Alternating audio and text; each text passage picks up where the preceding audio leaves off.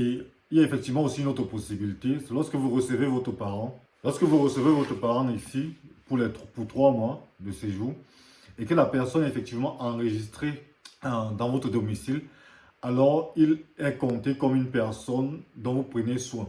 Ça veut dire quoi? Si votre parent a été par exemple ici et reste toujours enregistré dans votre commune, alors vous pouvez utiliser cette option pour pouvoir faire valoir le fait que vous avez une tête de plus chez vous pour pouvoir déclarer encore plus. Mais là, effectivement, dans ce cas, essayez de vous renseigner déjà pour voir si c'est faisable dans votre cas.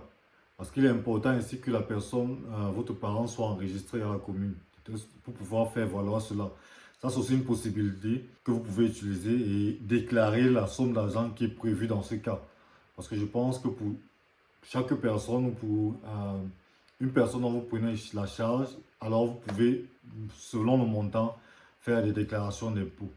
Alors, en résumé, pour tout parent, que si vous avez un parent encore vivant et si vous êtes en couple, vous avez la possibilité de déclarer jusqu'à 2352 euros par personne. Alors, si vous êtes en couple, essayez de faire valoir cela parce que ça fait beaucoup d'argent que l'on laisse aux finances. Alors, je vous prie de voir dans quelle mesure vous serez dans quelle mesure vous serez en possibilité de pouvoir déclarer cet argent et de grâce commencer à donner de cet argent à partir de janvier. Parce que là, au moins, vous pourrez rentrer dans la totalité de l'argent que vous pouvez redemander.